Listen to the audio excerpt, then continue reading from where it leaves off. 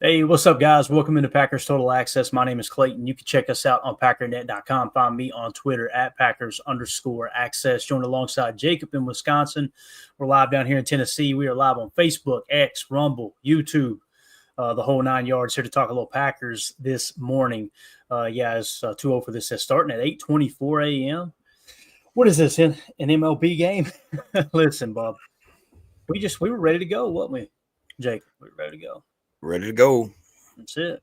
We got big festivities here at the ranch today. We're expecting 50 plus people, and it's going to be a long day for Clayton. So let's just get this party cranked up and get out of here as quick as we can. As you guys know, I'm a people person. So cut to 3 hours from now, or 4 hours, 5 hours, whatever it is, and Clayton will be in his room, watching highlights on his phone, and Mandy will be banging on the door, and Clayton will be like, I'm going to the bathroom. The most stressful points of mine and Mandy's marriage is when we have huge get-togethers and she has to find me hiding somewhere. That's the biggest issues we've ran into in 25 years together. So that's the way that goes. So got a few things going on, though. The Jordan Love softball game, I thought that was cool. We'll hit on that a little bit. A couple Patreon questions. Is Doubs underrated? I seen that come across the wire there with PFF, and wanted to kind of do a deep dive on it, man. You hear these, one set of the fan base thinks Romeo Doubs is the greatest. Others think he's an absolute scrub. Usually the truth falls somewhere in the middle. We'll hit on that. We'll hit on a little Edgerrin Cooper if we have time. We'll hit on a little fantasy talk from Jacob. Not that kind of fantasy talk. Hey, fam, calm down. All right. And maybe if there's time. Yeah, maybe. You never know. Maybe. So, like we said, Jordan Love had his celebrity softball game there at the Timber Rattler Stadium. This is something that Brett Favre did forever, and he turned it over to his good friend Donald Driver, and then Donald Driver, of course, turned it over to Jordy Nelson, and then I think Jordy Nelson, I don't know who Jordy turned it over. He may have turned it over to Aaron for a little bit. I can't remember, but nonetheless, maybe Driver came back in and took it back over, and then Jordan's picked up the ball and ran with it. Here's QB1, though, is give a shout-out to Caden. I know I'm going to screw the name up. You guys know who Caden is on Twitter. He does all kinds of cool live shots from Lambeau. They're always at the game. Caden Sanila, maybe? Sanila? How would you say that? Does that sound right to you? I'd say Sanila because of the singular L there. Got it. There you go. All right. So he's got a shot of QB1 just absolutely blasting the ball out of the park. Here we go. Right. The first one, I think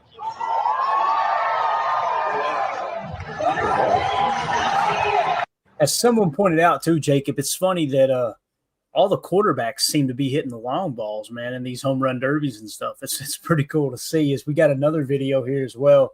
I think this was Jordan actually handing the home run derby trophy over to the newest quarterback in Green Bay, which is our boy Elgersma.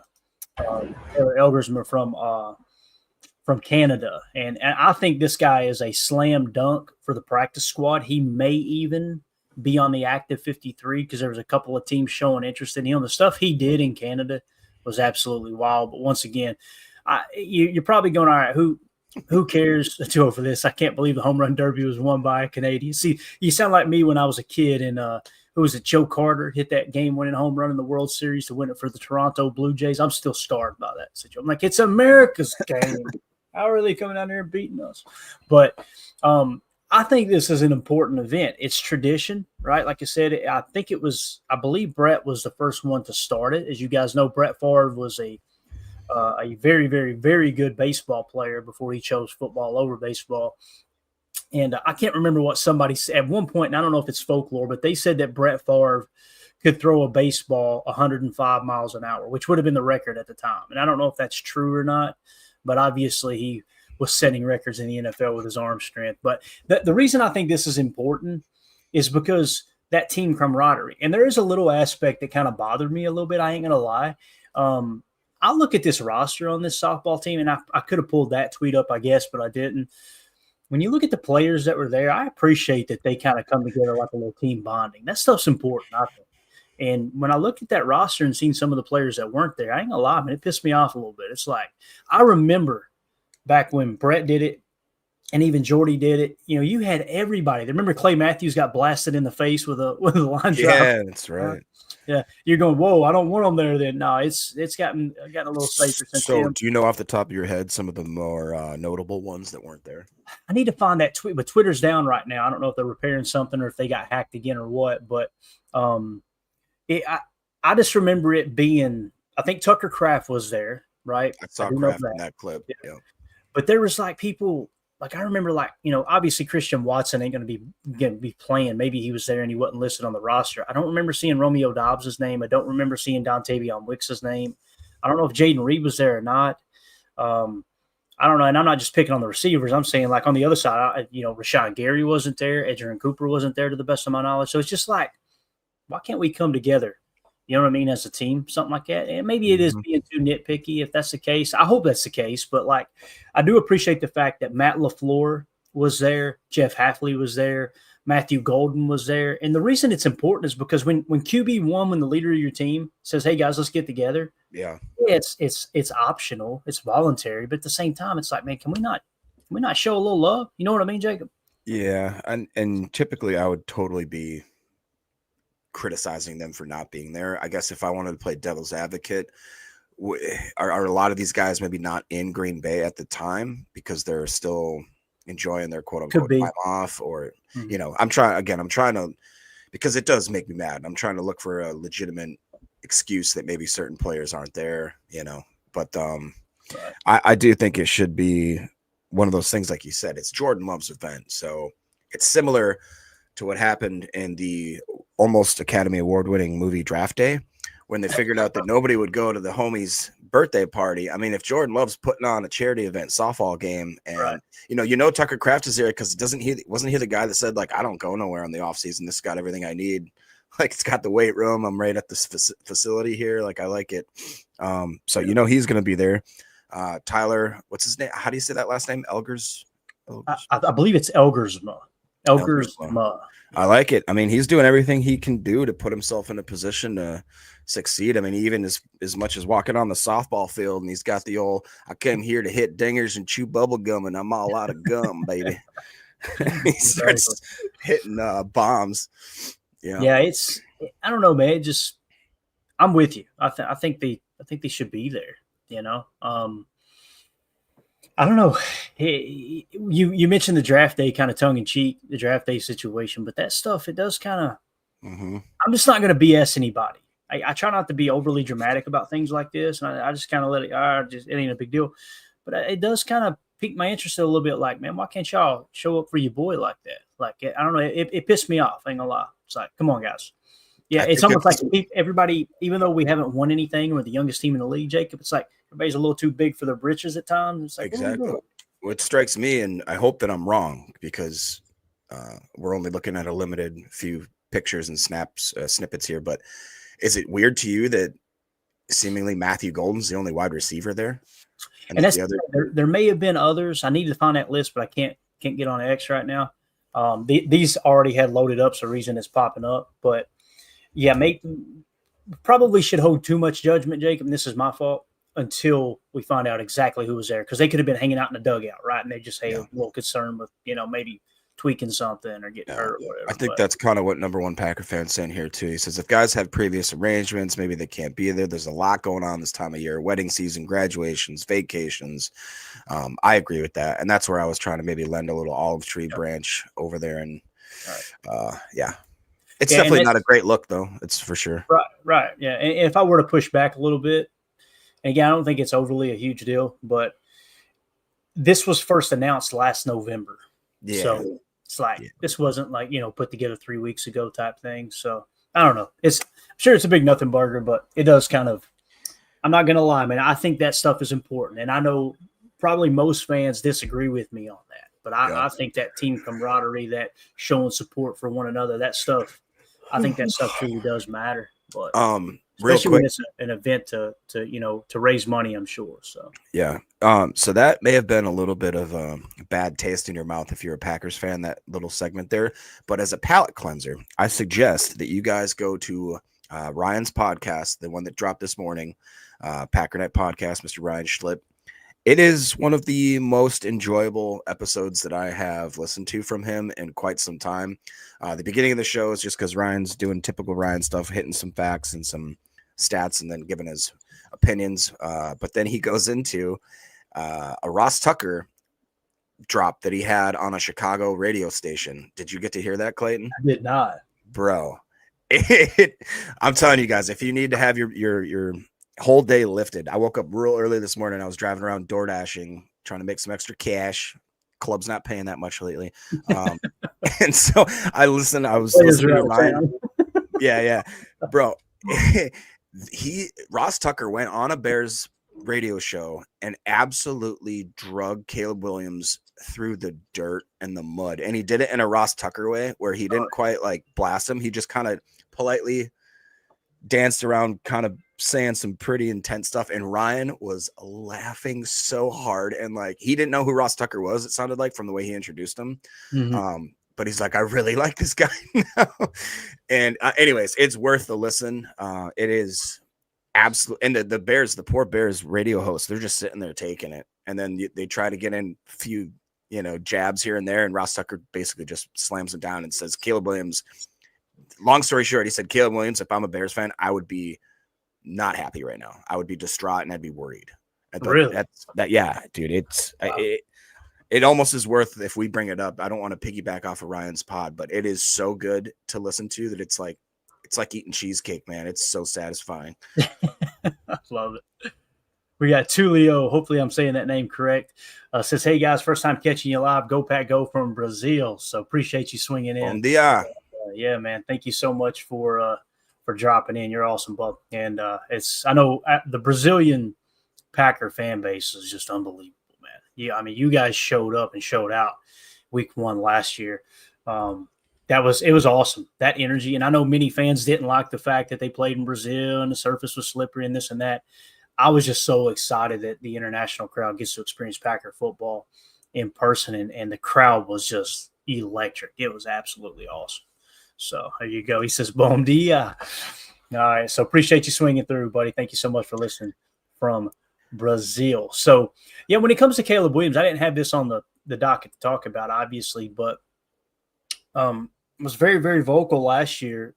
The Caleb Williams defenders, and some of them Packer fans, which is really weird. And I ain't going to mention any names, but it's just like, if you say anything negative about Caleb Williams, it's like a small portion of even the Packer fan base that comes forward. Like, I don't know if they're USC fans or they've just – many times when you get people who are so overly invested and emotional into a specific topic, it's because they've gone on X and showed their ass with multiple tweets. And then when they start to realize I might be wrong here, they've got to triple down because they don't want to come across like, they got to take every opportunity to shoot down anything you have in terms of maybe disproving them. Mm-hmm. I want to be disproven. Like, if I got something wrong, there's nothing worse than not knowing that you're wrong about something. Right. Yeah, and you're convinced that you're right. That's just, oh man. So what do you think? And by the way, I'm seeing a lot of new people in the chat, which is great. The Back It Up Binge podcast, like Clayton just highlighted here, just stumbled across your channel, caught my eye because I just interviewed Packer great Bill Curry, subbed your channel. Awesome. Bill Curry is the man. He coached at Kentucky for a little bit, and I'm a big Kentucky fan. And look, there's only so much anybody can do with the Kentucky program. It is what it is. But obviously playing for Vince Lombardi and his role in the America's Game series, where he got on there and talked about his experience there as a rookie center and his first time meeting Vince Lombardi and all that. I'm sure that was a great interview. So, but thank you for swinging through, and everybody go check it up. The Back It Up Binge podcast. Go sub right now and check out the content there. We appreciate you swinging through and being a part of our morning festivities here, bub. Let's see here what you got marked here. Broski Bear says, don't you believe in giving a quarterback 3 to 4 years to prove themselves? Caleb was a rookie last year. Obviously, he'll improve on his rookie season. Yeah, here's the issue with that, Broski. Year 1, the entire mainstream media and the Chicago Bear fan base, not say entire, but 95% of the Bear fan base was like, oh, we got our guy now. Okay, cool. And the mainstream media painted this. I'm telling you, you can go pull the recibos. They're everywhere. They're littered on Twitter like a Tennessee highway. I'm just telling you right now. It was all, there has never been a team more prepared. Never been a more better skilled. spot to land for a rookie quarterback. More weapons, head coach, defense. And then the second they started to struggle, well, the offensive line's bad. And then the second that you point out, hey, bub, he's taken more sacks holding the ball for 4.5 seconds or longer, more than anybody else in the league right now. He's taken these horrible sacks, pushing. It's the reason that offense was so bad. You can look at the touchdown interception ratio and be a box score dweller. And listen, box scores are important to a certain extent. But when you go in and you look at the tape and you look at the situational awareness that he lacked in those third and long sacks that he took, taking yourself out of field goal range, completely stalling drives because he wants to run around for 10 seconds behind a line of scrimmage and then take a sack. Those are the type of things that are drive killers. I'm telling you, they'll get coaches fired as well. I want to say this, though, that you first it was this team is completely built for a rookie quarterback, right? Like that, and Caleb's going to thrive in it. And all of a sudden, it's the head coach's fault. Then it's the OC's fault, right? Now it's the offense, or then it was the offensive line's fault. You guys remember last year they went out and got all those receivers. Oh, he's got all these number one wide receiver targets. Well, that didn't fix the problem. Well, now this year, the big argument is, well, now we got the O-line fixed. Anybody who's got two brain cells that rub together can go back and watch the tape and see that the offensive line was not the only issue with that team. If you hold the ball for 7 seconds, you're going to take a sack, bro. Exactly. And now, can he take a step forward? Absolutely. Does he have the arm talent? There's no doubt about it. His arm talent is unbelievable. But the question is, does he have it here? And is he one of these guys who's going to continue to lay on the field and pout after he takes a 6-second sack? Because that was weird. Or let me just give you an idea of what I'm talking about here. If you think teammates don't see this stuff, first of all, him coming into the locker room and bringing all the extra flair with the painted nails and carrying the purse and this and that. Guys, this has nothing to do with your sexual preference. This has nothing to do with that. What it has to do with is a quarterback screaming, I'm most important. Give me the attention. I need to be seen. I need to be heard. That's what this is about. And if you think those big hog mollies up front ain't looking over their shoulder and going, wish he'd shut the hell up and play football. This is the type of stuff I'm talking about. This was on TV. Yep. When have you seen when did you see Peyton Manning do that? Yeah. You know what I'm saying? When did you see Patrick Mahomes do that on the sideline? When did you see Tom Brady? Name any great quarterback. Warren Moon, some of the all-time great. Like, this is the type of stuff I'm talking about. Dude, so, again, he can be a great quarterback. I believe that, Jacob. I think he's got the tools to do it. Yeah. But to sit here and just pretend like we went from this team is built, it's ready to go, to, okay, now we got receivers. Okay, now we got an offensive line. Now we got rid of the bad coach. Now we got rid of the bad OC. And now everything's going to fall into place. So this is all I want to say, and I'll turn it over to you and get your final take on it. I didn't have Caleb Williams in the show notes. But I know this, Broski Bear. Fun and games are over. If he don't do it this year, guess what? Now the talk moving forward is going to be, damn, is Caleb the guy? If he is the guy, then Ben Johnson's going to be on the hot seat like that. Yep. Me, personally, if I was a fan, I wouldn't be hitching my trailer to Caleb Williams. I'd be hitching it to Ben Johnson going, maybe Caleb isn't the guy. Just like we're saying from a realistic standpoint, maybe Jordan Love ain't the guy. Like every team has to ask that question until they prove, nope, they're one of the they're one of the Josh Allens, the Patrick Mahomes, the Lamar Jacksons, those type of guys, right? I personally think Joe Burrow's in that conversation too. I know many people disagree with that. But until you get one of those top guys, if you just continue this, we've seen this over and over and over. Mitch Trubisky was the MVP. There was more money put on Mitch Trubisky to win the MVP one year because Bears fans lost their damn mind thinking, we got the guy. Go pull the tweets, right? He was the guy. And then all of a sudden, he wasn't the guy. It's Mitch Trubisky. No, it's the coach's fault. He's gone. Okay, Mitch Trubisky's fault now. He's gone. All right, get Justin Fields in here. Justin Fields is the guy. No, he's gone. Okay, now it was the coach's fault. Now he's gone. It's just this endless cycle. You got to find the head coach and the quarterback. And if you guys are going to continue every single year to just fall in love with the next quarterback on your roster and try to convince all other 31 fan bases that this is the dude, and then I guarantee you, whoever put that, I could go pull their Twitter account right now before they deleted anything, and I can find multiple Justin Fields tweets where they're literally dogging other fan bases going, I can't believe you guys don't think this is the guy. Yep. Jake, you got the floor. All right, so just to cap this off real quick here, Caleb Williams did all of this, like you said, with surrounding talent that everybody in the NFL said was going to be the best offense. It's the best spot that he could be as a landing spot. What I will push back on is clearly Broski Bear is a Bears fan. He goes on to say, so you're letting the media dictate your views. I understand the Chicago media nonsense, but I think it's wise to block that out and make your own decisions. Okay, well, here's something that you can't blame on the media.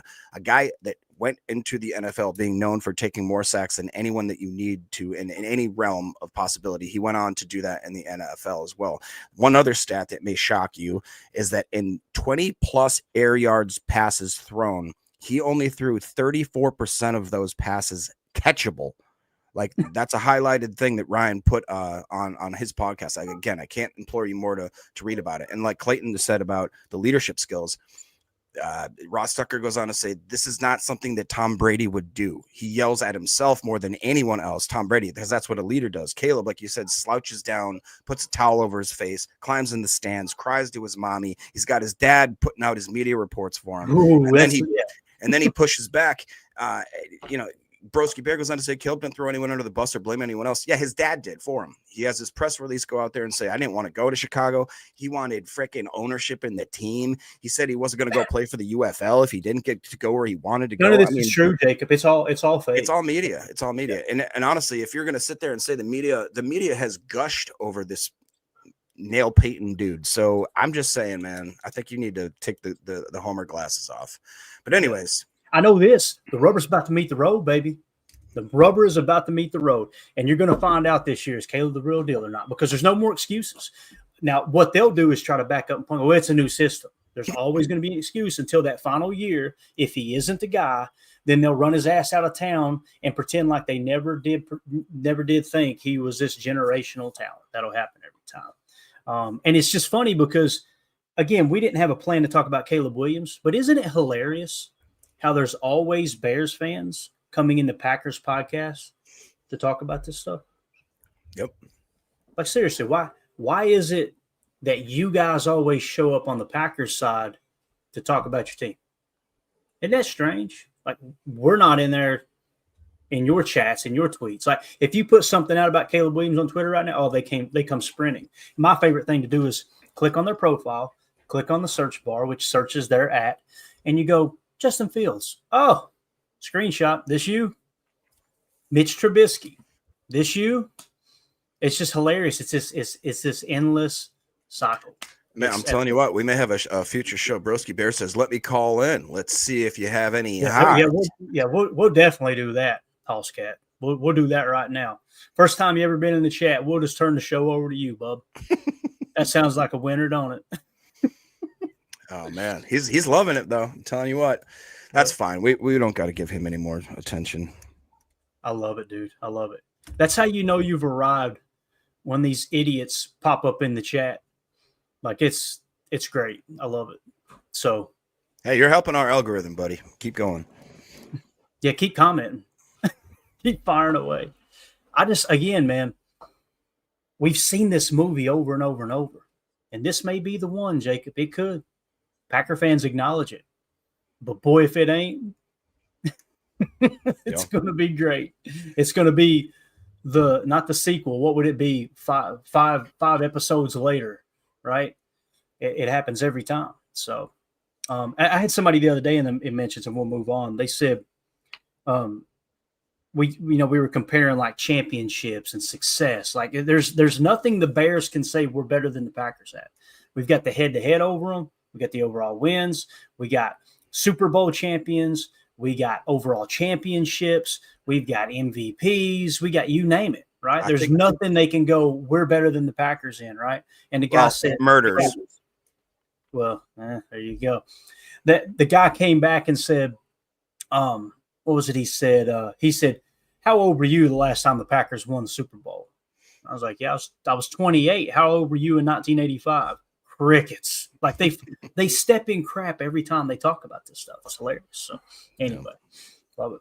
All right, let's move it along. Let's go to Patreon questions. Appreciate everybody in there. If you want to join the Patreon community, just go to patreon.com/Packer fan total access. About to hit that 200 mark. Community's growing like crazy. Love what you guys and gals are doing in there. Greg Rice in the questions for the show says, Clayton, I read two things that seemed incorrect. The Packers fan site, maybe Dairyland, that said Wicks had an 18% drop rate for 2024. The stats I saw said he was about 75 targets and 9 drops. So 9 of 75 is 12%. And I think 6 of 9 drops were in the first half of the year. They referred to PFF stats. Thoughts? The other was SI, who said Green Bay was in the bottom half of the NFL in the last half of the season for quarterback pressures. Thoughts? So appreciate you with the questions. They're great. Now, here's the thing about the drops. It depends on who you listen to. You can go to 3 different websites and get 3 different numbers. I've noticed too that some writers, some people who cover the Packers, you could tell their intention right off the bat. What they will do is they'll post, like, you can tell somebody's pro Jordan Love and they want to try to prop Love up better than he is.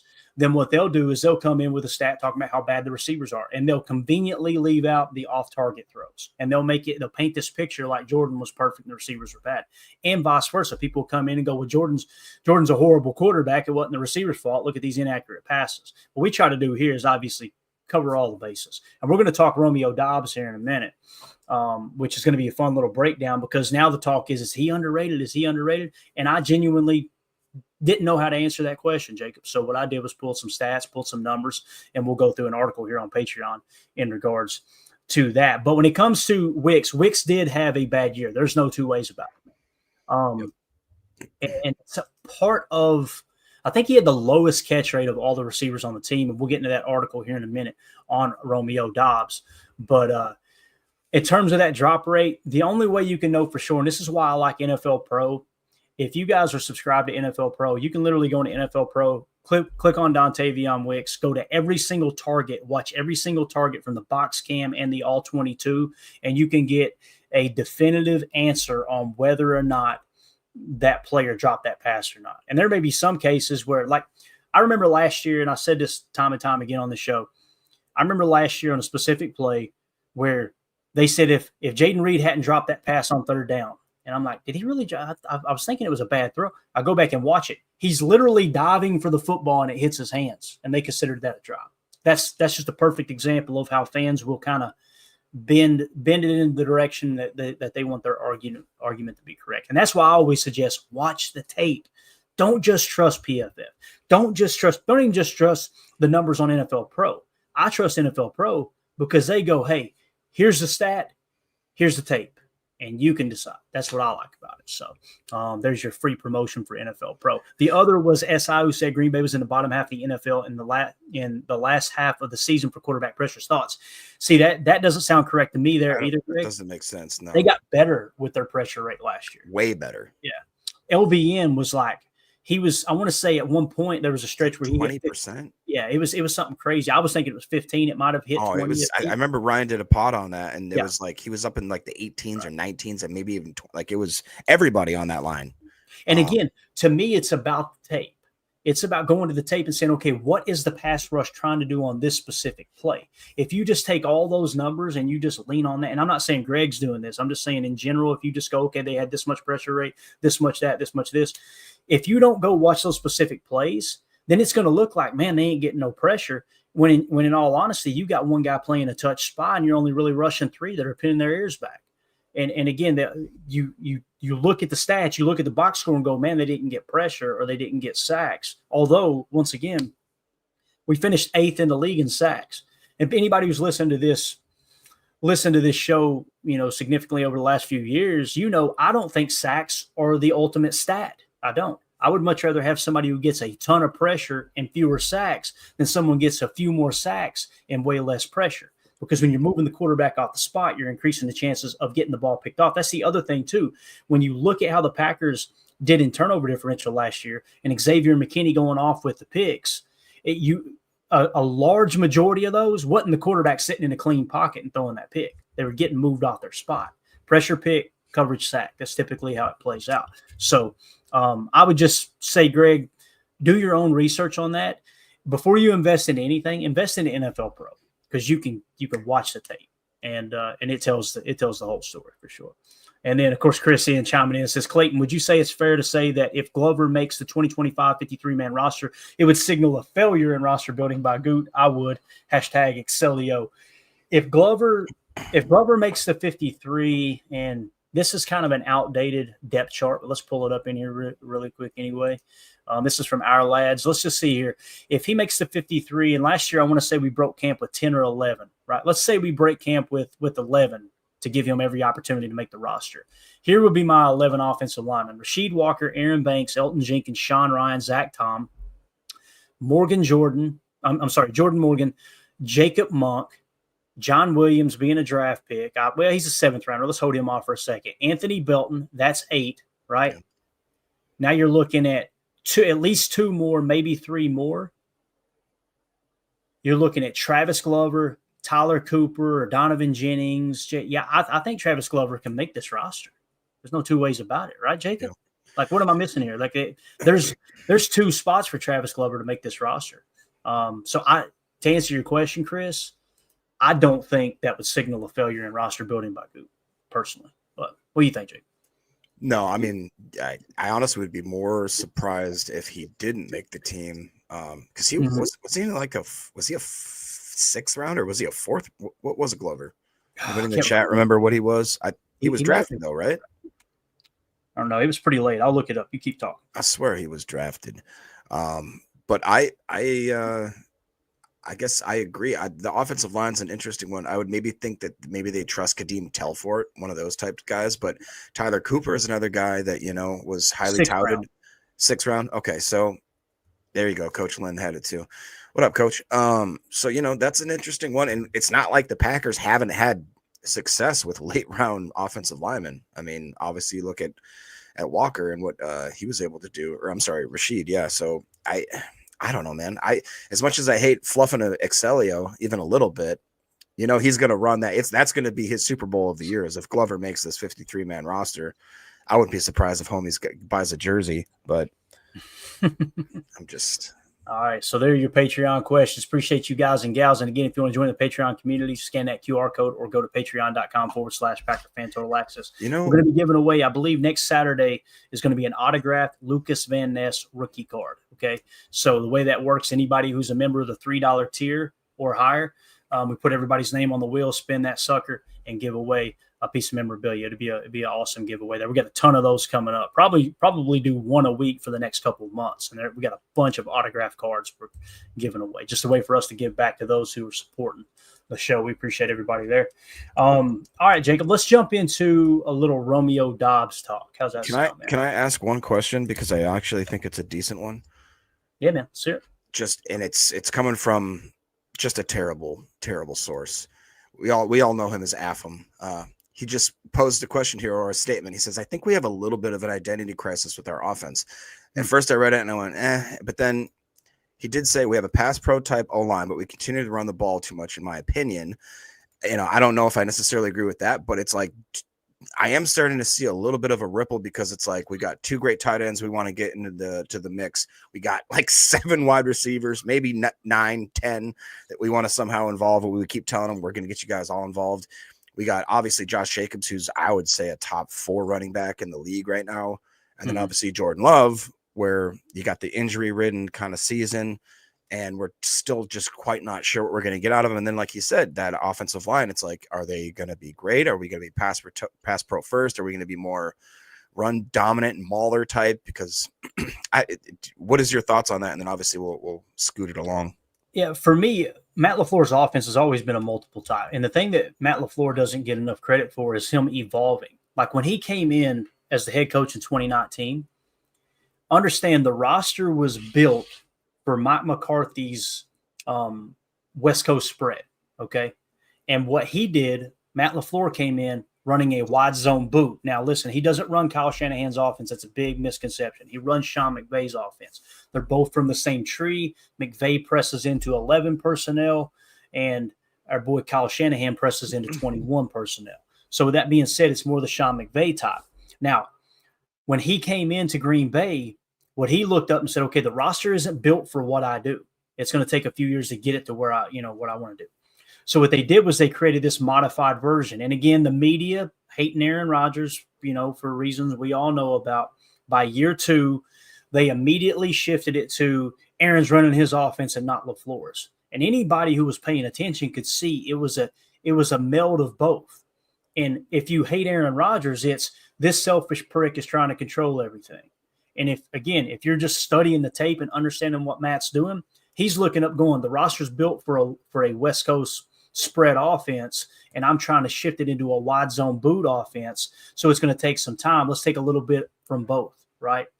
So essentially what you had was you had this hybrid version of Matt LaFleur's offense and that. And you started to see more motion than you had seen in the past with McCarthy's offense because, motion and cheat motion and pre-snap shifting and all that stuff is really, really important in the Shanahan/McVay offense. So with that being said, by year 2, you start to see it press a little more into Matt LaFleur's offense, but something happened. RPO was taking over the league. So all of a sudden you've seen RPOs get heavily implemented into Matt LaFleur's offense. Why? Aaron Rodgers has a couple of superpowers, in my opinion. He's got a bunch of superpowers, but the 2 that stick out to me the most is accuracy and quick release. That is, I'm telling you, short accuracy and quick release is the perfect recipe for an elite RPO offense. You also had Tay Adams, who literally Aaron and LaFleur both said Tay has freedom to run whatever route he wants to run at any time. And that's what they were doing. So you had RPO get implemented heavily into their offense, as where McVay hadn't pressed into it too much. He since had, because it took over the league. So you see Matt LaFleur go from, I love to run a wide zone boot out of 11 personnel, to crap, we got to run a hybrid version of West Coast spread and wide zone boot. Oh, look at this. RPO is taking over the league. Let's implement a third of our offense in the RPO aspect. They did that, all while still having dagger, strike, all those concepts that he loves. And then as time went on, teams started to catch on to the RPO. You've seen teams really catch on to the RPO, in my opinion, in 2022, Aaron's last year. It was no longer there, and you didn't have Tay Adams. So that's a recipe for disaster, especially with Aaron Rodgers having a broken thumb on his throwing hand, which the Aaron Rodgers haters still refuse to believe that had any impact whatsoever. So what you've seen is they've started to evolve and shift into a run-heavy offense. Why? Duo gets implemented into his offense, which is very similar to an inside zone scheme. It's just double-double as opposed to just straight inside zone. Some people would say it's the same thing. That's cool. We can agree to disagree. I think of duo as at least 2 double teams with vertical displacement, but that's just me and the clinics that I've studied. So you've seen Matt LaFleur go from offense to offense to offense, adjusting on the fly and duo taking over. Now what's happened this year, AFAM, is you're seeing them going with bigger body offensive linemen. Aaron Banks in free agency, Anthony Belton in the draft. What's that tell you? They're probably going to continue to press into duo. So if you're looking for an offense where it's just going to be Jordan Love winging it all over the yard, that may happen eventually. But to me, the proof of how they're building the roster suggests they're going to try to press into the run a little bit more. And now that Jordan's healthy, with that knee being healthy, you're going to see him under center more and running more wide zone boot. That we gotten away from it last year a little bit because obviously the knee injury and everything in between. That makes sense. Does that all make sense, or am I just speaking out loud? It makes sense to me, and honestly, hell hath frozen over because Affam says, I agree, Clayton. But he did go on to say the RPO could be really effective if Jordan can leverage his quick release and dropping that arm angle, which I agree with too. Like, he is one of the only, and that's, we're throwing shade at Caleb. That's one thing he can do. It's one thing Pat Mahomes can do. Oh, yeah. Not a lot of quarterbacks do have that kind of dart sidearm throw. You know what I mean? The old catfish hunter throw. I like it. Yeah, so let me just hop this in here or write this down real quick. Packers offense. Affam was asking a question. To be honest, I'm not sure what duo is. Is that typically, long story short, that basically you're looking for double teams off the line? Duo it's inside zone concept. Like when you're talking a zone blocking scheme, the offensive line is blocking to an area, not a specific person. Like, it's not, okay, I got that guy. There's keys that are going to enter and exit your zone, and you kind of let the defense use their own momentum against themselves, right? So with an inside zone, it's more of like you're blocking space as opposed to blocking one individual person. Here's the gap we're hitting type thing. With duo, it's called duo or double because typically this is the way I was taught. Duo is two double teams on the offensive line with vertical displacement. It's called vertical power. Like when you run a power play, you're pulling a guy from the back side of the play to the run side of the play, and you're skipping at least one gap, right, as a lead blocker. With duo, you're getting two double teams, and then they're passing off, and they're gonna pass that block off, and one of those two double teams, one player from each of those two double teams are now going to get to the second level and try to dig out a backer and a safety. Okay, that's called duo. Two aspects. As they said, Clayton, when I was asking a coach here locally, what is duo? He said, great question. When you find out, let me know. Because he laughed about it because everybody's got a different. It's like in the minute details. How far do you want to take it? He said we see duo as two things. Okay, it's two double teams and vertical power. That's duo to us. Now, Tom Brady, the greatest quarterback of all time, in my opinion. I know many people will hate me for that, but I believe that's the case. On a telecast last year, called a specific play in the Green Bay game, duo, when there was only one double team, but he had vertical displacement. So there's some people that may see duo as just one double team and then break off and get to the next level. I would rather just call that inside zone with one guy getting to the next level because, again, duo has always been explained to me as double-double. Mike Wall actually called it double-double as well. So he obviously played offensive line in the league, and he may have changed his mind since then as well. But there's a lot of debates that goes on X, and I've mentioned this time and time again on this show, where people will show a running play and they'll go zone or duo, and they'll have a question mark. And everybody's – I mean, it's literally like a Royal Rumble in the comments. Everybody arguing, disagreeing on it. So, yeah. You're welcome, Nathan. Good question, buddy. Weird professionalism from AFAM. Never mind. He never mind. Yeah, there you go. Didn't take long at all, did it? All right. Wow, man, we didn't get to our first topic, and it's already the end of hour one. Are you serious? Yeah, I love it. I love it. So that's going to do it for hour one. For those of you listening on the pod, we'll see you on the other side for hour two, where we're going to continue a conversation about Romeo Doubs, or actually dive into it. And let's find out, is he truly underrated, as some people on X were saying. So we'll see you over on the other side for hour two. We appreciate y'all. All right, welcome into hour two. Jacob, let's get into some Romeo Doubs talk here, man. And again, I'm excited to talk Edgerrin Cooper too if we have time. But this came across the wire, and this isn't to try to dunk on PFF. This isn't trying to disprove him. I immediately thought, is he underrated? I'm going to ask you before we dive into the information this question that PFF posed. The most underrated player for every NFC North team. Not really a question, but a comment. He says, Gervin Dexter Sr., the defensive lineman for the Chicago Bears, is underrated. Amick Robertson, cornerback from the Lions, underrated. Blake Cashman, linebacker from the Vikings, which, man, I agree. Blake Cashman's a dog. I really wanted on him last year. And then Romeo Doubs from the Green Bay Packers. So if you could pick one underrated player on the Packers, I'm not going to ask you to do that, Jacob. That seems to be the question they asked. They picked Romeo Doubs as the most underrated player on the Packers roster. Do you consider Romeo Doubs underrated, yes or no? Yes, just because I think every wide receiver on the Packers is underrated, and we probably won't get to it today, but maybe tomorrow I'll show you where that is kind of read out in the fantasy world, the fantasy football world. But I think that, and one, if I did have to answer, I'd say I think Tucker Kraft is by far the most underrated Packer, for sure, on offense. I really do. But I do think it's fair to say that Romeo Doubs is underrated in the fact of some of the key catches I think he makes in key situations. He's missed a significant amount of time. I think one of the misconceptions is people think that Watson's made of glass. Romeo Doubs has missed, I think, more games than Watson has up until, the very end of last year, obviously, when Watson had his injury. But I do think that he's maybe a little bit underrated just because the media doesn't, he's not a great interview. He's not a great charismatic guy. He's not a post-game show dude. He's a guy that's going to come in, put his head down, and he just catches the ball, and that's all. And I think that he doesn't have the flashy stats. He's not a 4.2 guy, and he doesn't have crazy size or length or anything like that. So in that aspect, I think he is a little bit underrated. I would say not drastically underrated, but I think it's fair to say that he is underrated. Does that make sense? Roger Rance in the chat said our offense is loaded. I think they're way better than some people were giving them credit for. That's for sure. AFAM says Doubs was on fire for that Dallas playoff game. That's the thing for me, Jacob. Is like there's times where you look up and go, Dobby's that dude. Yeah. And then there's other times I go, where's Dobby? You know what I mean?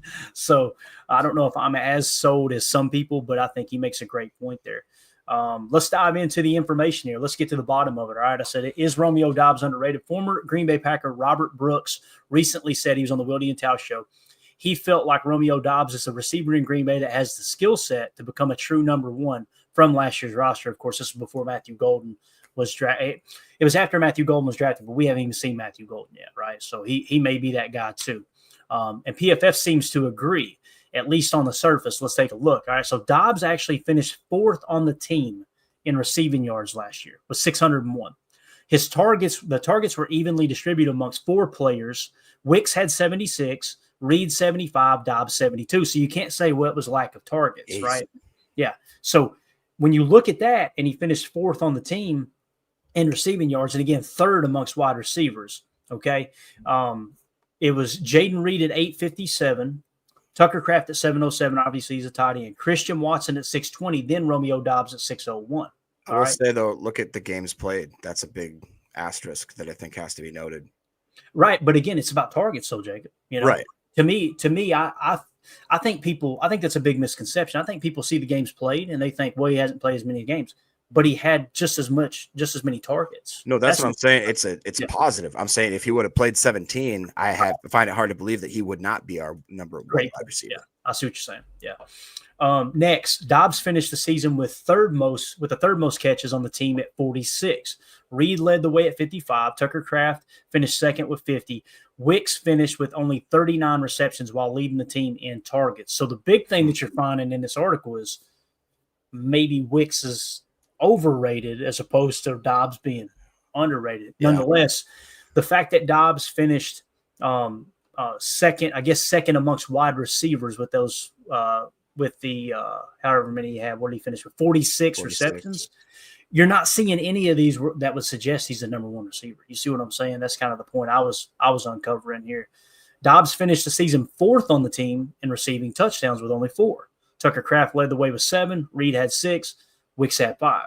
So you're yet to see a statistic that says Romeo Doubs is the top guy. And that's where I'm like, how can he be underrated if he's not even the top receiver on the team? You know? Could I make a pushback on it? Yeah. I'm going to go back to if you look at those projections, if he were to have 4 more games, I think he surpasses almost every single one of these players in those metrics. Right, but if you do that, you're upping his targets. Yeah. You understand what I'm saying? Like, yeah, totally. So here's when you look at the projections, if he played more games, he'd have got more targets. But if every player on the team got an even amount of targets, he wouldn't have finished first in any of these statistics. You see what I'm saying? So that number would be overinflated because he got extra targets. That's how I'm looking at it. You understand what I'm saying? Like, of course, a player is going to have more stats if he's got significantly more targets. Because let's say he played in the same 17 games. That would have been 4 more games. And I don't know what the percentage would be. He would have been well over 80 targets, probably over 90 targets, which would have been damn near 20 more targets than anybody else on the team. So, of course, the numbers would be higher. That's why I feel like the most important statistic, in my opinion, you may disagree, and that's totally cool. I think the most important statistic is your EPA per target, which we'll get to here in a second. That shows your true production, like how good were you when you were targeted on the field. And really, routes ran give an even deeper look at that, because sometimes you're not being targeted, but maybe you should. Although, if you trust your quarterback to get the ball to the open receiver, you'd think that they would, right? Doubs also finished 4th on the team in yards per reception. So this is what I like about yards per reception. Remove everything else. This is strictly when they get the ball on their hands. Here's how many yards they get. Christian Watson led the way, 21.4 yards per reception. Jaden Reed was second at 15.6. Tucker Kraft, 14.1. Then Romeo Doubs at 13.1. So he's 3rd on the team amongst wide receivers in yards per reception. So not even in the top 2, right?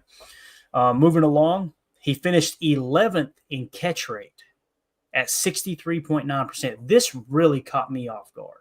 Now, there's running backs, there's tight ends in here, and we'll try to get to the bottom of just receivers in the text here. But his catch rate was 63.9%.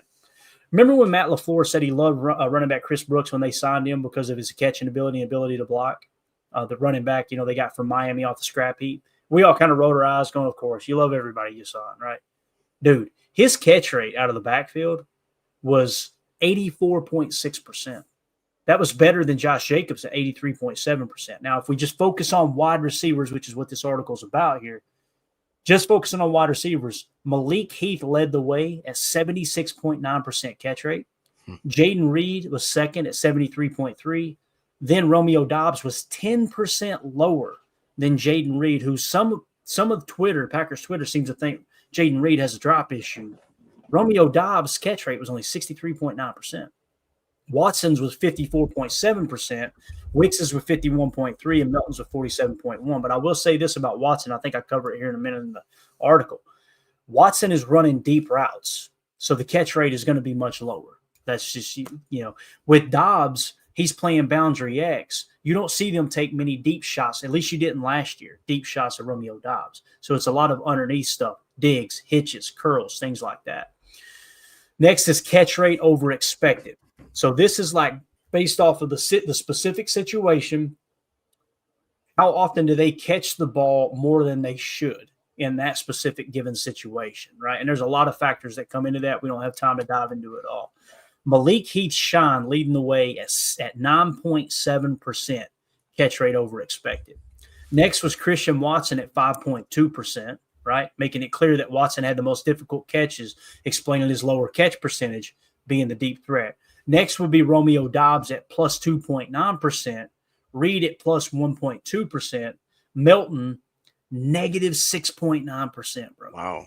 I hate to say it, but Bo Melton is trending way in the opposite direction. And Wicks minus 12.4%. So he has got to fix that. He's got to get back to that rookie form where I felt like he played really, really good football. So again, when you look at the catch rate over expected, a more advanced metric saying, okay, given the situation, Doubs ended up finishing third on the team in that metric at 2.9%. Bro, you know what I'm seeing from this exercise here? What's up? Malik Heath may be the most underrated person on our whole roster. And what sucks is as I'm sitting here watching Malik Heath, he's got the size, he's got the weight, he can run decent, he can block out of the freaking park. Yes. The guy has the great attitude, he's got the hands.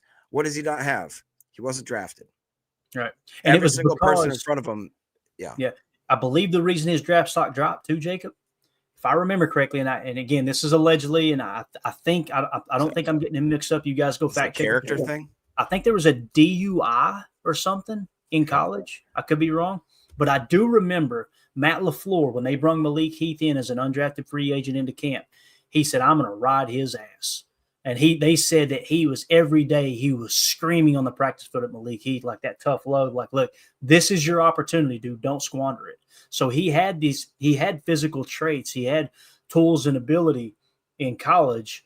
He just ran into a little bump in the road, which we've all done stupid stuff, right? And he's kept his nose completely clean since coming to Green Bay, and he's done nothing but, in my opinion, perform well, I feel like he's done what was asked of him.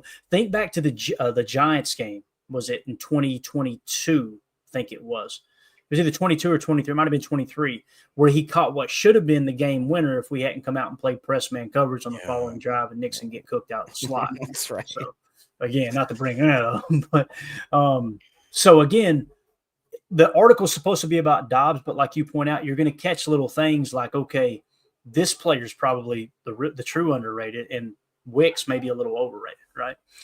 Next, Jaden Reed led the way in receiving EPA. I love receiving EPA. Expected points added, okay? With a plus 37.7, not percent, but a plus 37.7 is what it's supposed to be. I don't know why I put percent in there.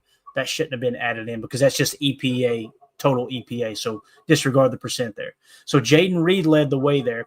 Doubs finished second at 24.9%. Watson third at a plus 16.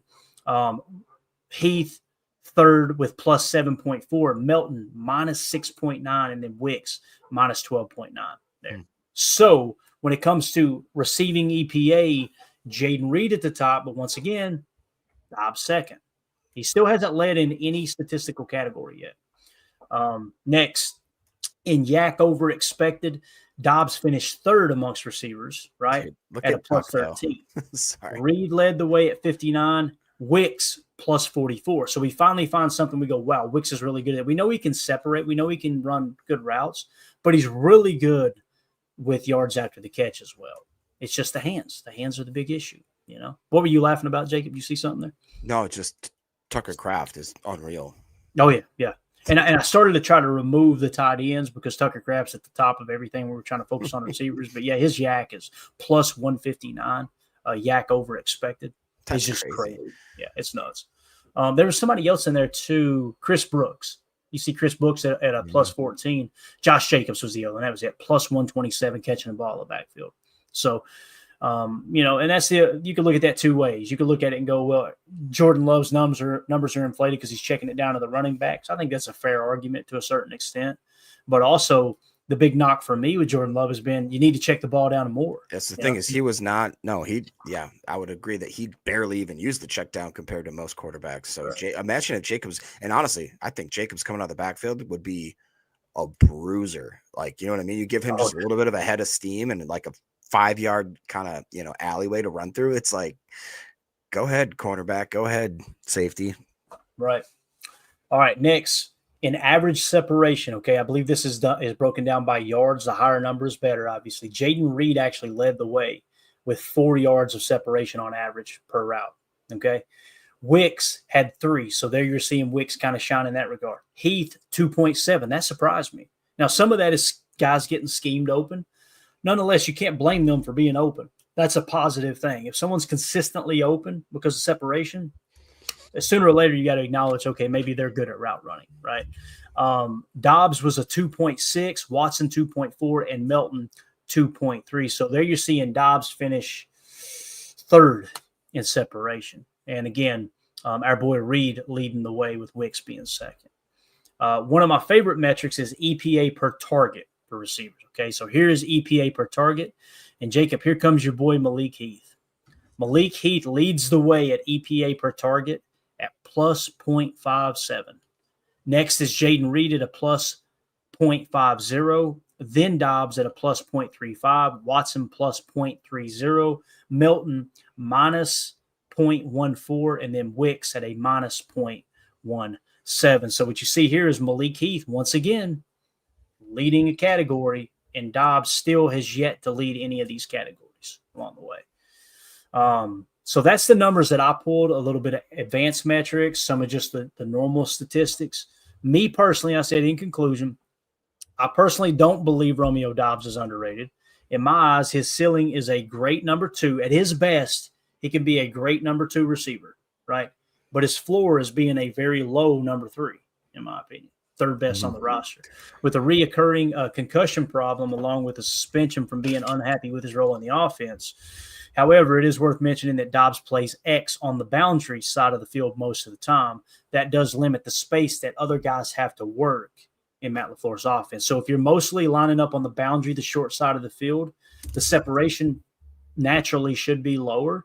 And also your success rate's probably going to go down unless you're a dominant boundary X. I don't think he's a dominant boundary X. Wicks can create separation to be a dominant boundary X, but he doesn't have the hands, at least up to this point. However, when he's in the slot, his yak ability makes him extremely valuable there. So Wicks is kind of coming out as the tweener, Jacob. Like, he's not good enough to catch the ball in a phone booth to play X, but he's got the separation. However, his yak ability would make you think he's probably a better F or a better slot, you know, a moving Z, as opposed to the alter. So, yeah, when it comes to Dobbs, my personal opinion is he is not underrated. I think he's rated right about where he needs to be, which is, hey, look, this dude has the ability to be an upper end number 2 with the floor of a low 3. Now, with that being said, I didn't play in the NFL like Robert Brooks. So please don't think this is me saying I know more than Robert Brooks. That's the farthest thing from the truth.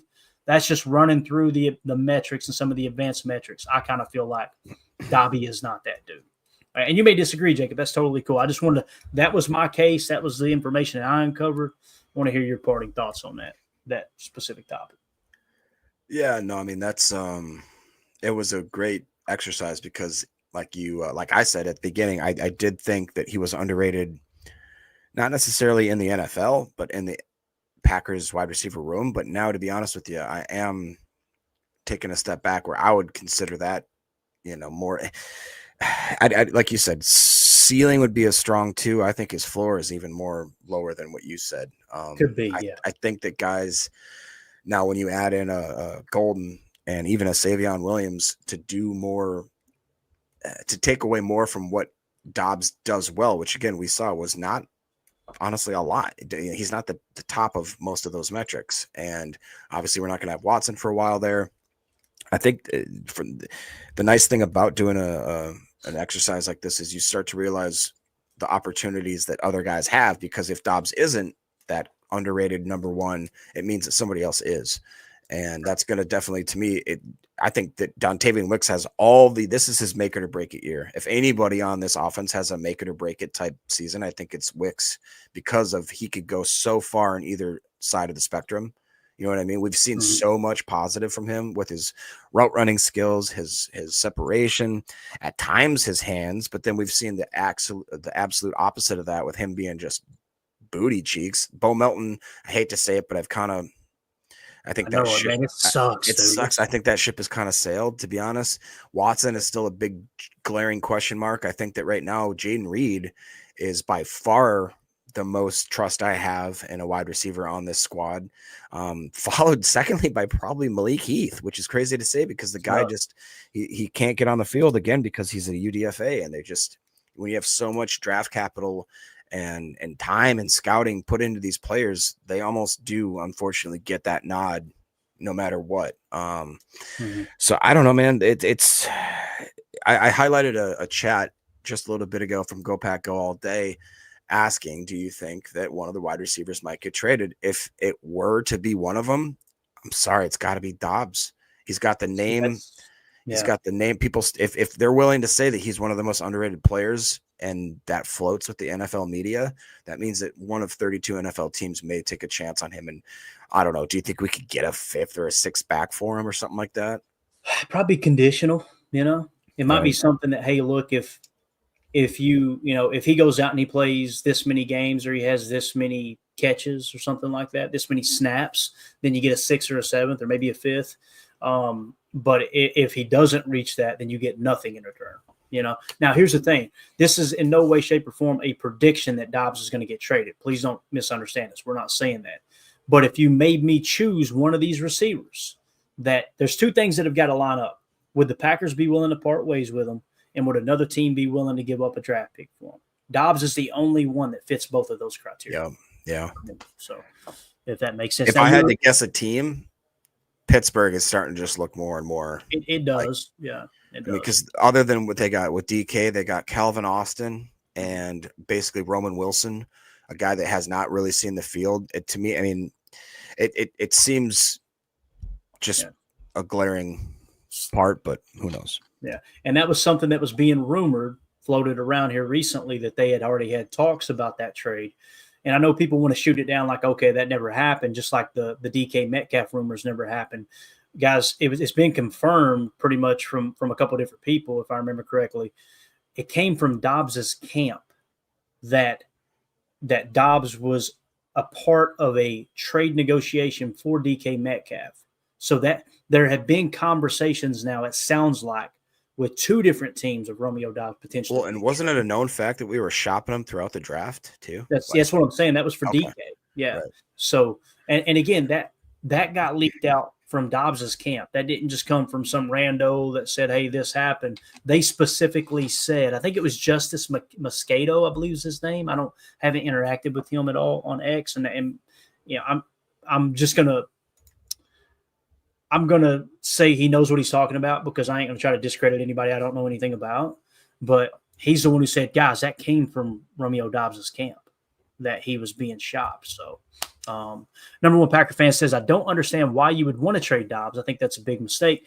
You know, I can understand you feeling that way. Before I did this exercise, I was on board with number one Packer fan, like kind of feeling like, yeah, I don't think we need to get rid of Doubs. But after doing that exercise this morning, I'm like, and that's why I do it. It's not to go, hey guys, look how smart I am. It's like, I need to understand this. Like, what am I missing here? I think he's valuable, but he's not indispensable. You know what I mean? That's kind of what I came away with there in that deep dive. And I'll say this, there's nothing wrong with waiting until you get into the season a little bit and let Matthew Golden get his feet under him. Let Savion Williams get his feet under him and kind of see how the receiver, maybe you feel a little more comfortable with parting ways from Doubs at that point, as opposed to just doing it in training camp. And then you get in training camp and go, crap, we swung and missed on both these receivers. Now you're in trouble, right? Now, even though Dobbs' numbers, were kind of down in every metric that we just highlighted in that article, he's still probably going to be better than a receiver that, if I don't want to say no, but you're going, guys, it's going to be a year or two for these two guys already. I'm not saying that's the case with Golden and Savion. I hope they come out gangbusters and they're number one and number two, because that means you don't have to pay Christian. You don't have to pay Dobby. You can focus on Jaden Reed being your slot and paying him next year. But other than that, you ain't got to worry about it. You know what I mean? Mm-hmm. But that's kind of the best case scenario for me. I think I understand where you're coming from, number one Packer fan. I do. Because you go back to 2023, some of the catches that Dobbs made was like, holy cow. But again, the numbers are numbers, man. You had the time, you had the concussions. That to me is the biggest worry, right. I think. And the fact that we did that similar exercise, I don't know, what was it, 3-4 days ago, when we looked at the progression of the rosters starting in the 90s. And we saw one similar trait, that a lot of those guys at the bottom of the rosters that were wide receivers, specifically wide receivers and tight ends and running backs, they kept them around. And then all of a sudden one year they went from the bottom of the roster right to the top. And that's, to me, that just screams that we're protecting our salary cap, and we're not going to just give guys. The Packers are not teams that are just going to give guys $20 million contracts just to keep them on the team. They do a farm. They want to replace them. It sucks. It's a business. You got 3 to 5 years. If you're real good, we'll give you another contract. If not, we got a whole crop of newbies coming up. Got it. Number one Packer fan says Justice is legit. By the way, good stuff. Hey, drop his Twitter handle if you don't care. Number one Packer fan in the chat if you have it. That way everybody can go give him a follow. Obviously, he's the one who reported on that came out of Romeo Doubs' camp for him being a part of a trade negotiation for DK Metcalf. So I want to make sure he gets full credit for that. It's not something that we uncovered. I think it was Steve Book. I got so many people I interact with on Twitter. I think it was Steve on Twitter had posted it before, and I said, hey, man, where'd you have that information again? And then he re-tagged it. And it was Justice Moscato, if I'm saying that name correctly, was the one who reported it. So Malik Heath, last thing before we move on here, Jacob. I was going, okay, Malik Heath, those numbers kind of stood out. Now, when you look at PFF, you go, Clayton, 2024 grade is a 62.9. Okay, that's why we always say PFF isn't everything, right? Where does he line up? Because that's going to determine, does he have a role in this offense? He lined up wide 160 snaps, 23 in the slot, okay? So he is a wide receiver. When you've seen him in the separation numbers and you've seen him in the, all of the stuff, the EPA numbers were in the positives, right? Was it EPA per target, if I remember correctly? Let me scroll back up real quick. I don't want to misquote it. Yeah, EPA per target. Where's the separation? Malik Heath in separation, a little bit lower, right? Yeah, so he was at a 2.7. Not horrible, but obviously not toward the top. Still better than Doubs. Mm-hmm. If he's going to line up out wide, Malik Heath kind of feels like someone who could play boundary X. That might be the dude competing with Romeo Doubs for boundary X. If you're just 100% assuming Matthew Golden is going to play Z and Jaden Reed's going to play slot, and we all know that moving Z in the F/slot position in Matt LaFleur's offense is very interchangeable. So you're starting to kind of put the pieces together as you get closer to camp. And again, we got another mini camp coming up here on the 27th or the 28th next week. So we'll have everybody back in house. I think they will have helmets on for that. Maybe they won't. I know mandatory mini camp coming up in June, they'll definitely have shells on. So we will see. There it is right there. Everybody go give him a follow at JUMOSQ. Appreciate you running that down for us there, number one Packer fan. Show him some love on Twitter. Tell him that PTA was talking about him, and appreciate his reporting on that. with the Romeo Doubs situation. All right, so that's pretty much it for the wide receiver conversation. Again, just want to point out there at the end that Malik Heath, he does line up out wide more than in the slot. And to me, that feels like he's not blazing speed, so you wouldn't want him necessarily at the Z. Some people were convinced that the X needs to be a blazer. I don't personally agree with that. I think they need to be able to play within a phone booth because typically the coverage is going to roll to the field side most of the time because you're going to have a couple speed demons on that side of the field. So it is what it is there. All right. Next, Jacob, is a little Edgerrin Cooper talk. We only got 10 minutes. I wonder if we got time to get into it here. That'd be great if we could. I wanted to talk a little Edgerrin Cooper because there was a list that came out, and it was 25 under 25 according to PFF. The Packers had 0 players on that top 25 players that are under 25 years old. Okay. Now, keep in mind, Zach Tom, he's over 25 now, right? There's a number of players that wouldn't have been included because they were over 25. However, it is kind of surprising that you don't have any players on that list. How the hell Edgerrin Cooper wasn't on that list is beyond me because the dude played like the top defensive rookie last year in the NFL. It was him and Cooper, another Cooper DeJean, right? They were kind of the two that stick out the most. But when you look at what Edgerrin Cooper did league-wide, this is pretty fascinating for me. This is over on NFL Pro. This is what I'm talking about with NFL Pro, guys. Here's Edgerrin Cooper, right? If I can get it to pull up here. Okay, here's Edgerrin Cooper. We can go look at every snap by just clicking that right there. It'll put them in order of the snaps starting in week 1 last year if we just click on that. Run defensive snaps. Anytime the ball was ran with him on the field, you can click that and watch all 180 snaps. This is why I like NFL Pro. You guys, really, it's worth your investment if you can go get that, if you're a tape junkie like me. Now, here's what I want to point out, Jacob. I've got this sorted by just linebackers. Now, the only problem with NFL Pro, like many sites, they'll put edge defenders, they'll put outside linebackers in a 34 defense as a linebacker as opposed to a defensive end or an edge rusher. So you're going to get some edge players mixed in here as well. Like you see them right off the bat. I think that's Davenport. He's an edge defender. Dante Fowler Jr., Bud Dupree, I'm pretty sure is. Eric Kendricks, I'm pretty sure is a stack backer, so he would fall into the Edgerrin Cooper. I don't know about Darius Mouseau. But if you go by passer rating allowed, which is basically passer rating when targeted, right? Edgerrin Cooper has a 57.1. He's listed as 6th best, but when you remove the edge defenders, he's like top 2 or 3 in the entire National Football League as a stack. What metric is that? Sorry, the Packers. That is passer rating when targeted or passer rating allowed.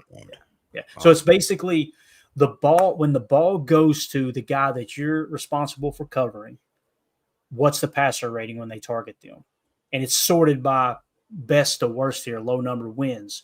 Edgerrin Cooper, if I'm looking at this correctly, I'm almost positive that only Eric Kendricks, it would be Eric Kendricks, and I'm trying to see pass rush snaps. That kind of tells the story there, yeah. So Marcus Davenport had minimal, I don't want to say minimal, but he only had 82 snaps last year. So if you were to throw him out as well, which Edgerrin Cooper could throw Davenport number 1 there for sure. He only played 2 games. Yeah, and if you look at the pass rush snaps, you see right here, that tells us tape. So essentially you're looking for the low numbers there of pass rush snaps. Yeah. So yeah, he would be probably 3rd best in the league amongst stack backers and passer rating when allowed. So that would suggest, right, Jacob, that, dude, this guy is a pass coverage linebacker, right? Like this dude can stop the pass, that dude being Edgerrin Cooper. Does that make sense? Yeah, but look at his QBP percentage. Mm-hmm. So that's when you look at that from a stack backer, that gets a little bit amplified, right? A little bit inflated because when you're rushing from a stack backer position, like you'll probably, if we were to sort by that, let's just do it just for craps and giggles. You're probably, oh no, there it is. Now we start all over, gents. That's the way that works. That's why I typically don't do it, but give me just a second and we'll get that pulled back up. Quay Walker's another one that number's inflated because when you blitz from a stack backer position, it's going to look inflated, right? I just want to point that out real quick, but let me get this pulled back up. Give me just a second. Just talk amongst yourself there for a minute, Jake, like a weirdo. Yeah, I mean, it's obvious that Edgerrin Cooper was underrated. Atham says because he got injured. Was it injury or was he just not getting that rookie playing time right away to start the year? Because I know that he had considerably less snaps than the guys that were listed on that, other than Marcus Davenport. He was hurt in camp, which put him behind the 8 ball. That's what it was. And that you'll notice that by week 5 or 6, his snap count went way up. But still, you got enough snaps for this to apply. Let's go back to quarterback pressure. Hopefully, it doesn't reset on us again. Okay, so quarterback pressure again. You're going to have the edge defenders that are going to have more quarterback pressures, but higher quarterback pressure percentage will probably be stack backers. So if you look at the pass rush snaps here, can you throw that up on the screen? Yeah. If you look at the pass rush snaps here, and we go by quarterback pressure percentage, right? Look at the lack of pass rush snaps, right? For Mapu, 9, 3, right? You get down to Jordan Brooks, he had 75. So that was probably a true outside linebacker, I would imagine, unless they just scraped him a lot. Overshone had 82. Zaire Franklin with 50. And these are the highest pressure percentage. Eric Wilson. Yep, Eric Wilson. And Isaiah. He's a stack backer, right? And again, that's because stack backers' numbers get really, really inflated in that regard. So let's see where Edgerrin Cooper is on this list. You see he's 22nd. But again, he played stack backer. He didn't play edge. So I just want to point out that's why that pressure percentage looks inflated, although it's important. Now, if you sort by passer rating allowed, once again, now you look at the quarterback pressure percentage. That shows you who's better at that amongst these players at the top. And that's where Edgerrin Cooper really pops, which would suggest he's very, very rare. And why I think he's extremely underrated. It's rare that you have someone who is so good at covering the pass and also so good at rushing the quarterback. It's really, really rare. I was going to try to scroll down and see if we could find our boy Quay Walker. Hopefully it don't reset here. Please don't. All right, let's keep going. Where's Quay Walker? You see how Quay Walker is nowhere to be found, right? And it's not the dog on Quay, but it is what it is. Is he not hiding in there somewhere?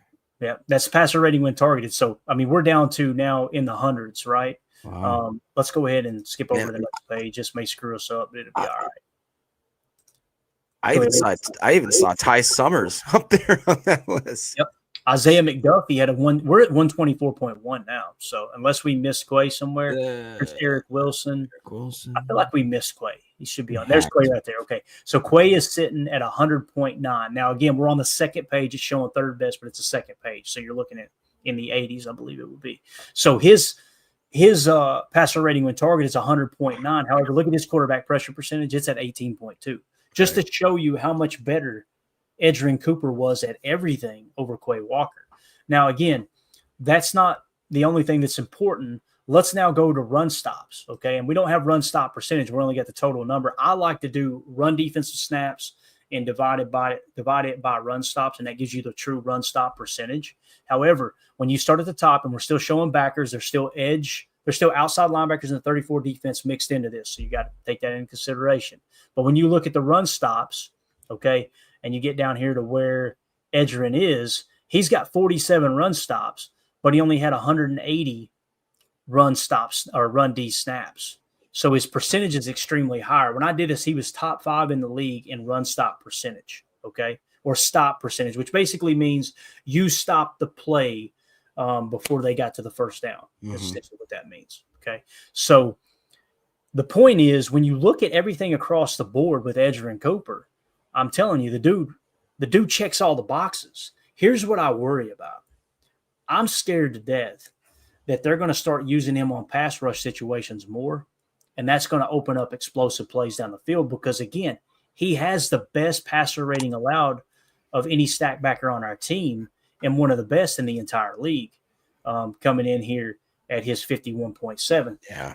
So this is a problem as a coach, Jacob. That's why I want to bring it up to you is like, he's good at stopping the pass, right? He's good at coverage, but he's also good at rushing the quarterback. Where do you find that balance, And we need Quay Walker to step up big time. And again, I think personally, even though Quay Walker's passer rating when targeted is very low, right? It's in a bad way. His ability to cover the seam, that's his superpower, in my opinion. When they ask him to flip his hips and play Tampa 2 and cover that seam, he's as good as anybody in the league. 6'4" frame, blazing fast. Now, he can't catch the ball. We've seen that. It's rare that he'll actually catch the interception. However, and that's probably hurting his passer rating when targeted as well. I just want to point out that what I would like to see happen is Quay Walker be responsible for covering the seam on those Tampa 2 looks and let Edgerrin Cooper eat underneath with the curl flats, the hook curls, the things like that, because that's where Quay, he struggles in diagnosing the play. Mm-hmm. And Edgerrin Cooper, if you listen to the coaching staff, they think he does it too well. And you think, how is that the case? Because he'll just shoot his shot and say, the hell with the scheme. I'm getting in there and making the play. And more times than not, he makes the play. That's why I said, I know he wears 56. And listen, this is a strong comparison to make. But when you see the way he attacks the football, that's how LT attacked the football. Lawrence Taylor would attack the football with reckless abandon. The problem is LT never – it was so rare that you see, oh, man, he was too aggressive there. He always made the play. I worry that Edgerrin Cooper, I'm putting too high of a ceiling on him, even mentioning him in the same conversation with Lawrence Taylor. But nonetheless, I've never seen the Packers draft a linebacker that's played at the level that Edgerrin Cooper has. I'm just saying. So, which brings me to my next point, gentlemen. Don't smoke crack.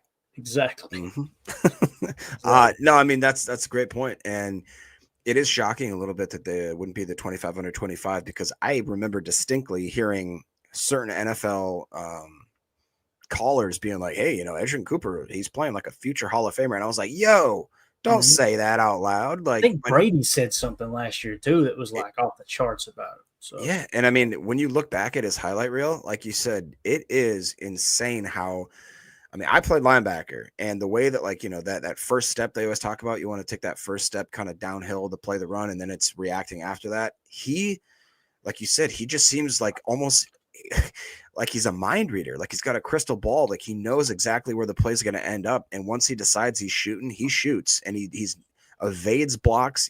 Like you said, I think that's another thing he differs from Quay. When I watch Quay take an angle, it seems like he runs into every single blocker that he can on the way to get to the ball.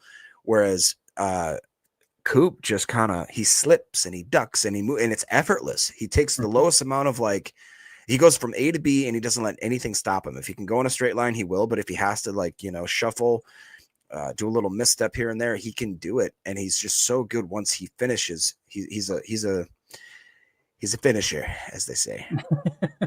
So when you look at just the Packers linebacking core here, right? Edgerrin Cooper, 57.1 passer rating allowed. Quay Walker, 100.9. Eric Wilson was 110.2. And Isaiah McDuffie was 124.1. Yeah. So I don't know how they're going to use Colin Oliver. And we know Tyron Hopper was a third-round pick. They're probably expecting big things out of him, I would imagine. I love that they signed Isaiah McDuffie back, because he has been a good special teams player, and you got to build that floor somewhere.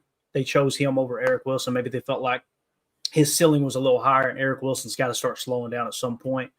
But what it comes down to is you don't have another dominant linebacker in this room right now, per se. That's why I feel like you can't waste Edgerrin Cooper rushing the quarterback, because if you do, you're going to see the passing defense take a dip in the middle of the field, in my opinion. Mm-hmm. So I want to see Edgerrin Cooper as that mock backer. Now, the mock is going to cover the seam most of the time. That's the 3, typically the Y on a Tampa 2. It could be a trip set covering the seam on a Tampa 2. In that case, it's very interchangeable. So maybe you have to force Quay into the mock to make sure he's the dude covering the seam. And they may not even run Tampa 2 this year. They ran it a lot last year. But when you look at it, it's not just who's playing inside linebacker, who's wearing the green dot, who's the mock and the wheel. It's what's the matchup that week, and how are you going to use these guys in terms of deployment in that regard. So I just want to point that out, that I know there's some people that are going, man, just let Edgerrin Cooper rush the quarterback. He's good at it. This number is inflated, guys. If he goes to playing edge and rushing the quarterback, you're going to see that number dip under 15% like that. Mm-hmm. And if it dips under 10%, people are going to be calling for his head. I think where they've got him at is just right. And when you bring in Colin Oliver, it's not that drafting Colin Oliver is saying this guy's going to be a stud, but you got to reverse engineer. You got to, what is Hafley thinking to take a smaller hybrid linebacker like Colin Oliver in the 5th round, I believe? Why did they do that? It makes me think, and I could be wrong, and every year we try to find a new thing, Jacob, do we not? Every year we go, What's the one thing we're going to be talking about this year, right? It makes me wonder, is Jeff Hafley starting to think, we need a Leo, we need a Viper, we need a hybrid backer to kind of That could be Edgerrin Cooper in this defense if you want to put him boundary side. Like that's how Viper operates. I know within Notre Dame's defense, and it changes a little bit from here or there. They like to put the Viper on the short side of the field and let him play a little choice aspect in that defense and kind of shoot his shots when the time calls for it. On the tape with Colin Oliver, when we get to that Chalk Talk episode, which is ready, and I'll keep dragging them along, with Colin Oliver, it kind of felt like he played a little bit of that Leo. In Tennessee, they called it Leo. In Notre Dame, they call it Viper. And I think Hafley has referred to Viper in his college days as well. So just something to keep an eye on. I'm not saying that's what Hafley's going to do, but I think it's on the table that they might look to shift a little bit and have a little hybrid backer this year. We'll see. Yep. So, a great point, Holmes. Holmes MD1 says, don't forget about free agent Simmons. That's another guy, you know. And I don't know. Listen, former 8th round overall draft pick, I believe. Yeah, 8th overall. Yeah. So like when people talk about him, they talk about him like he's a bust. He's a bust for the 8th overall pick. But guys, if he had been taken in the 3rd round, he probably would have got re-signed on the teams he's been with, and people would be like, "Oh, this guy's what a great value pick." The fact that he was taken as the 8th overall pick, and again, I'm skeptical. I want to be very, very honest with you guys. I hope he's better than Cooper, but I'm very skeptical that Simmons is going to come in and just dominate. You know, but can he be better than Quay? It's possible. Can he be better than Isaiah McDuffie? I think he already is. So again, you raise the floor with that signing. And it's a minimum contract. So we went a little long there, Jacob. I apologize. But, man, I'm just really excited about Edgerrin Cooper. I am, man.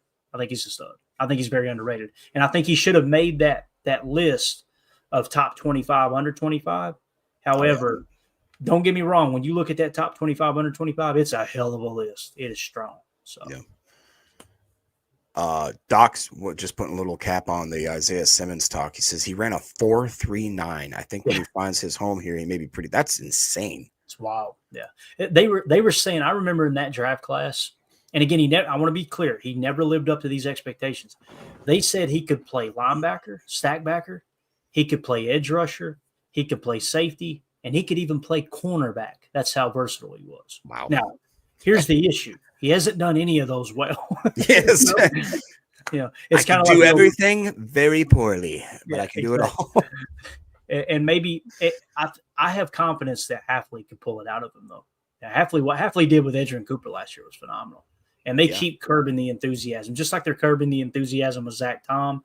And now it's getting blown up in the media like Zach Tom is he not going to get a contract? Is he not going to get that? Guys, calm down. This is how that game is played. It's a contract year.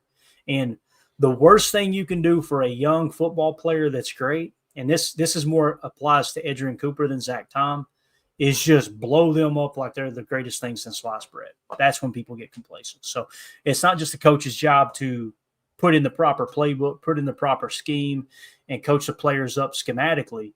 It's also their job to keep them motivated throughout what is now a 12-month process. It's not just just during football season. These guys they're having to be motivated year round. So, all right. Anything else, Jacob? Anything at all, bro? Nope. I think we covered a lot. All right.